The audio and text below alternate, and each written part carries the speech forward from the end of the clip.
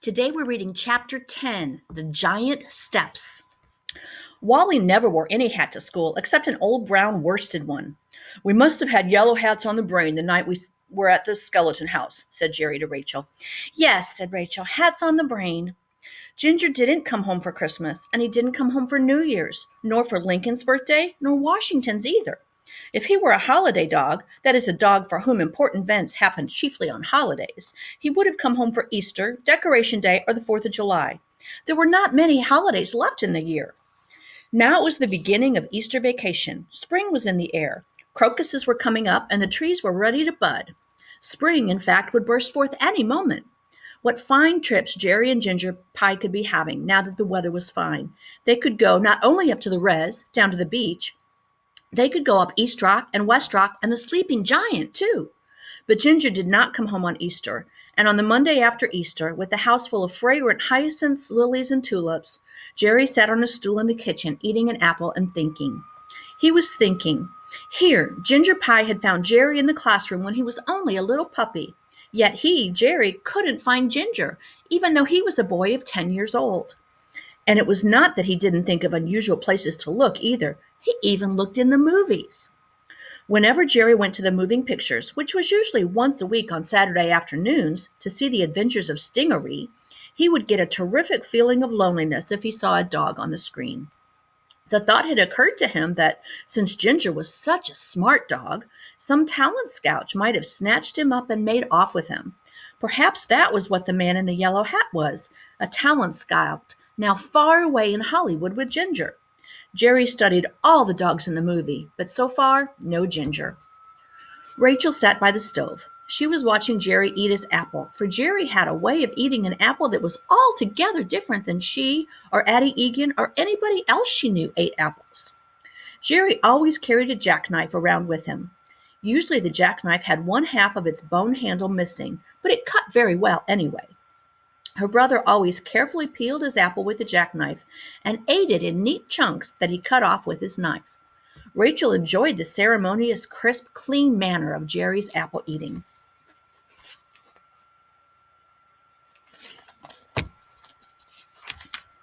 Jerry had also first called Rachel's attention to apple sandwiches. "They are very good," he said.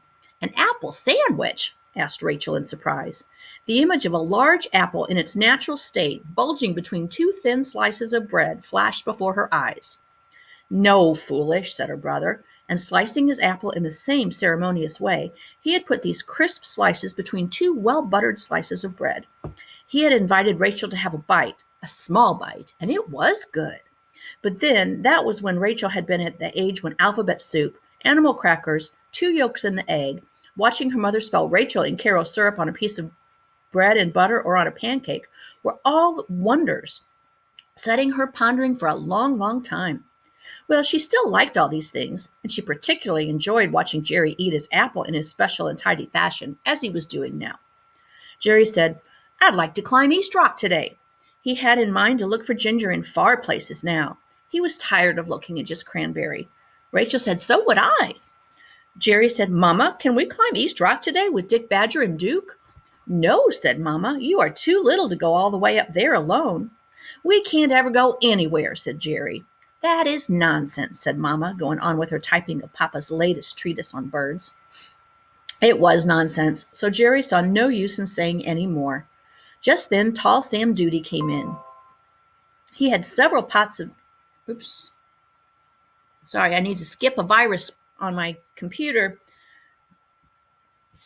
Okay, it was nonsense, so Jerry saw no use in saying any more. Just then, tall Sam Duty came in. He had several pots of geraniums, pink and red ones, in his arms.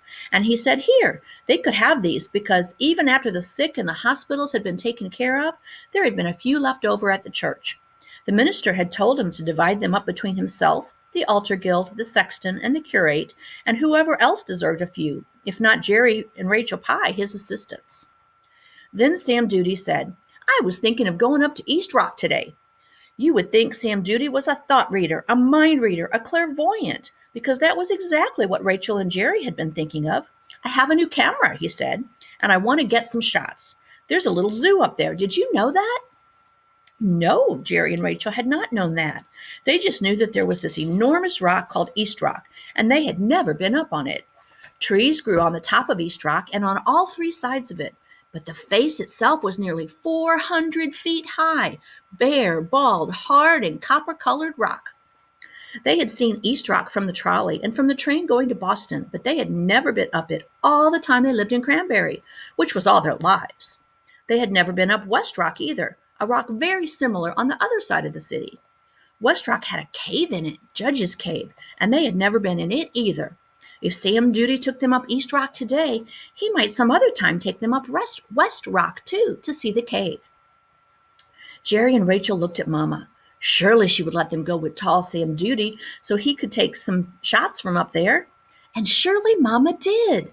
She even made some sandwiches for all of them in a hurry, because after such a climb as going up the giant steps, they would certainly be very hungry. Giant steps, thought Rachel. That sounded the best of all. She asked no questions, for the minute she heard the expression giant steps, she had already figured out in her mind what that would look like. They would be enormous steps built by and for giants, the biggest steps anyone anywhere could imagine. Could she get up them? You bet she could. Sam Duty, being the tallest boy in Cranberry, had the whitest teeth and the blackest hair, and he was always smiling. Even when he was just walking along thinking, he looked as though he was smiling. In addition to being the captain of the school basketball team and the boy who kept the church in order and scout first class, he had also a father who looked like Woodrow Wilson. Besides all this, he took pictures that sometime won prizes in camera contests. Jerry and Rachel were honored to be asked to go off with him on a picture-taking expedition. They climbed into his old jalopy and off they went, saying nothing in order not to interrupt Sam Duty and his thoughts. Rachel and Jerry had not often been for rides in automobiles. Mr. Pye didn't own one for two reasons. He couldn't afford one, and he was not of a mechanical mind. Grandpa had an old Ford, somewhat on the order of Sam Duty's jalopy, but riding with Grandpa was such a breathtaking experience they did not enjoy it. The sensation was more like that of riding the whip at Plum Beach than a pleasant outing in an automobile enjoying the scenery. For instance, Grandpa was apt to drive too close to the other side of the road.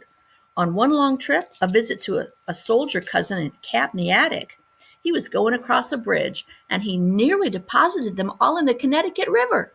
So it seemed anyway, from where Rachel and Jerry sat in the front seat, and they courteously said no thanks when Grandpa asked them if they would like to go for a ride. When Grandpa gets really old and drooling, I'll go with him, not to hurt his feelings, Rachel promised herself.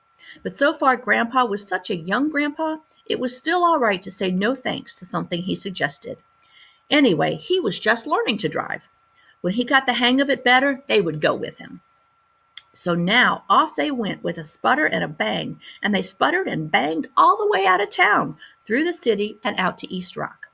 Sam Duty drove on the right side of the road, and it was a lovely ride. Sam parked his car near the foot of the great rock, and they all got out, Rachel carrying the little bag of sandwiches. Since they were already hungry, they ate these. This was a good idea, for now they wouldn't be encumbered with them climbing the rock. Jerry had no idea that they were to scale the face of the rock.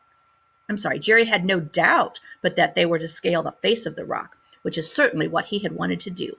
Here's a picture of them in Sam Duty's car. Doesn't look like our cars today, does it? Look, he's sticking his foot out. If I can get my finger to it. There we go. Isn't that silly? Rachel, on the other hand, had no doubt they would get up by the way of the giant steps, wherever they were. Naturally, neither one of them would make a suggestion to Sam Duty.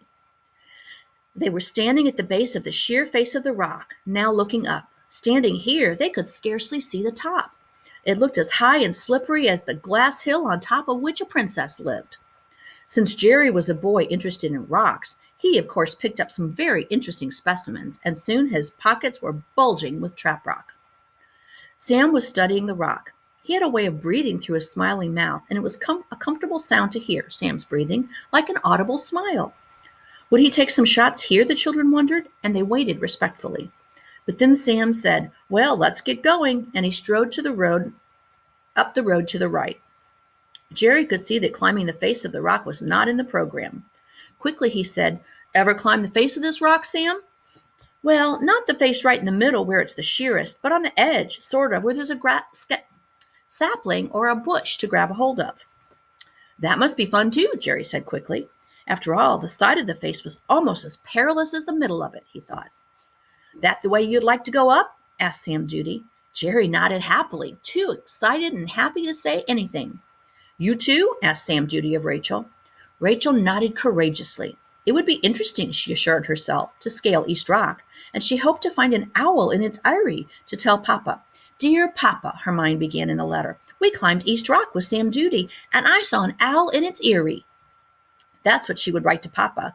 She would be like Papa on Mount Pisgah. The giant steps would have to wait for next time, though. Of course, it was a disappointment not to see these. She thought if they went up the face, they would likely come down it. Jerry had to empty out his pockets of all the heavy rocks he had gathered. He hid them under a laurel bush, and then up they started. At first, the going was easy because there were shrubs and small saplings trying persistently to grow in the rock that they could cling to. But presently there was nothing but the beautiful copper-colored rock itself, and they had to feel with their fingers and grip with their knees and toes. It was the biggest climb Jerry or Rachel had ever undertaken. They were both enjoying themselves, and they felt very exhilarated. They went in this order: Jerry first, then Sam Duty, then Rachel. Soon Jerry was way above the others.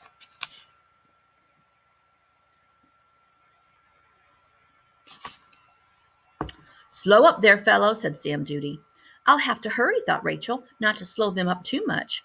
She hurried, and she was not the least bit afraid, and she laughed to herself, thinking of a certain time when she had been afraid of a high place. That high place had been nowhere near as high as this.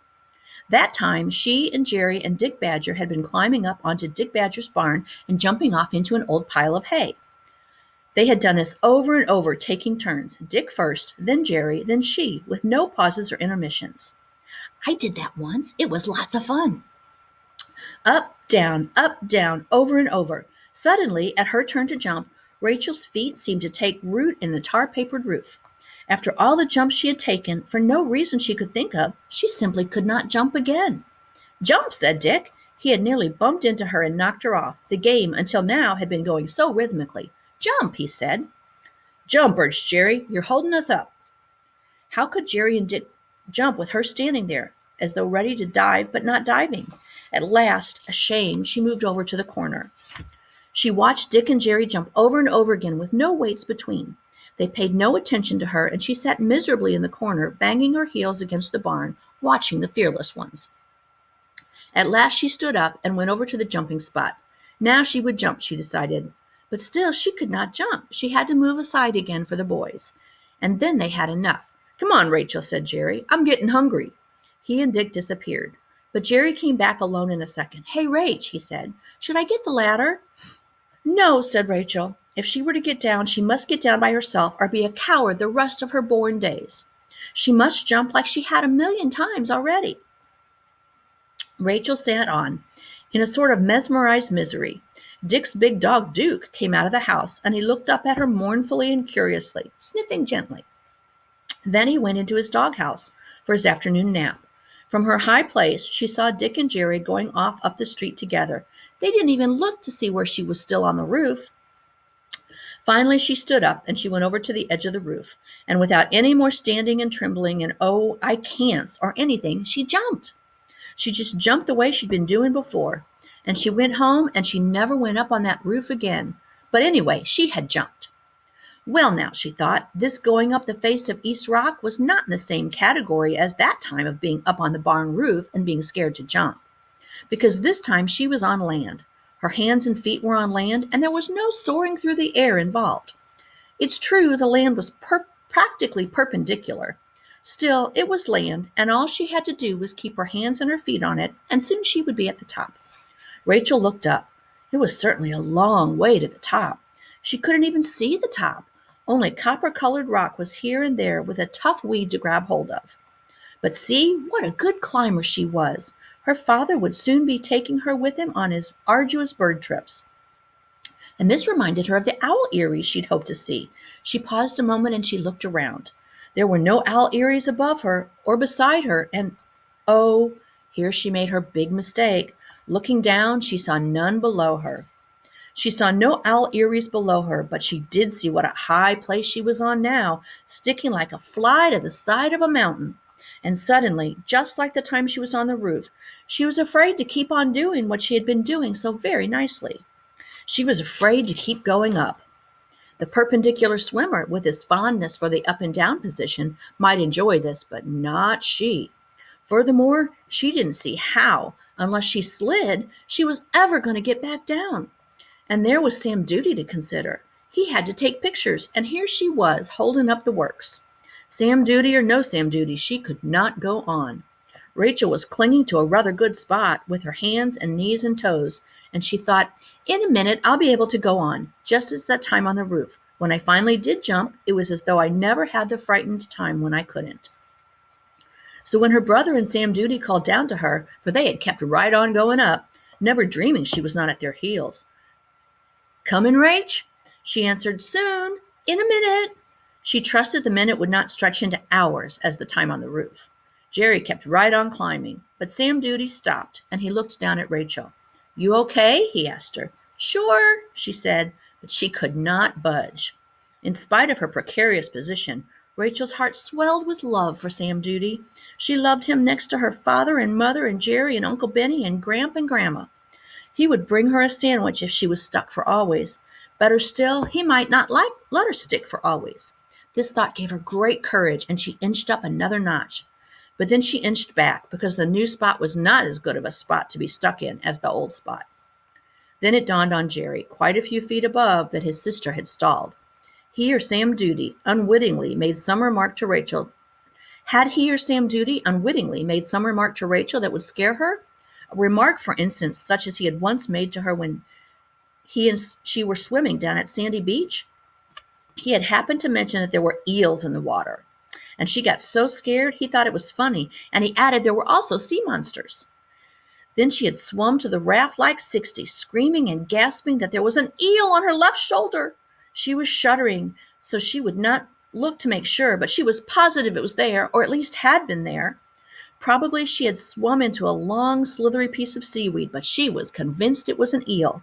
And she wouldn't swim back to shore no matter how much he told her he was joking, or that an eel wouldn't hurt anyway, and sea monsters were a myth.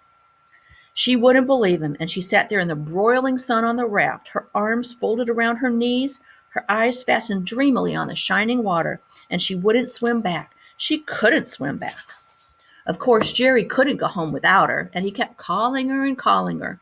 It was only after all the kids had gone home and the tide was low, so low that there was not much water left to swim in, that she silently and calmingly made her way back to the land. Well, he hadn't made any remarks now about monsters, and he doubted Sam Duty had either. Anyway, what sort of monsters could cling to this precipice? But he, Jerry, had never made a scary remark to Rachel at all anymore, because she believed everything. Everything. "What's the matter, Rach?" he called down to her. "It's so far down." "Don't look down." "I already did." "Must only look up." "I saw down." And there she stuck, for there was nothing for Jerry and Sam Duty to do but then inch their way back down. Once they were past and below her, Jerry beside her and Sam below, Rachel was able to lower herself slowly back down the cliff. The going down took almost no time at all. When Rachel looked up, she marveled at how little of a way they had gone. It had seemed a mile at least at the time. She was glad to be down on the ground again, flat ground, and she was very grateful that neither Jerry nor Sam Duty made any comments that she had altered the plans for scaling East Rock. Sam Duty smiled his white-teeth smile just as always, and he gave her a piece of chocolate, and off they went around the rock to find the giant steps, which were the regular way up. And then Rachel found Sam Duty never expected to reach the top anyway. He said he wasn't going to let them go too far up. Too dangerous, he said. There were a few kids who tried to climb East Rock once, and they had to call the fire department to get them down. "I was almost to the top," Jerry said proudly. "Sure, looked that way anyway. And anyway, we didn't have to call the fire department, did we?" "No," said Sam, answering his own question. A way he had of doing. He'd say, "Nice day, isn't it?" And then, because he was always in a hurry, he'd answer for you, "Fine," he'd say, and stride on up the street with those long legs of his. They had halfway circled East Rock, and then they started up the pleasant, gradual, green wooded slope. About halfway up there was rock again, not as sheer as the face had been, and different colored, dark. And then there at last were the giant steps. The giant steps were not exactly as Rachel had imagined they were going to be. She thought they were going to be one enormous, huge flight of giant stairs, made of marble most likely, leading straight up as far as the eye could see. These giant steps, however, were tremendous boulders that formed natural steps, though here and there other flat rocks had been pushed into place by man. Railings also had been built at the most dangerous twists and turnings. The steps were very exciting, and Rachel clambered right up them like a mountain goat, and she was not frightened at all. They were wonderful steps. When they reached the top, they were on a lovely greensward, in the middle of which was a high monument. Tall Sam Duty took some pictures of it, and also of a cannon that was there. He even took one picture of Jerry sitting on top of the cannon and one of Rachel standing at the base of the monument. Then they all admired the breathtaking view of the city.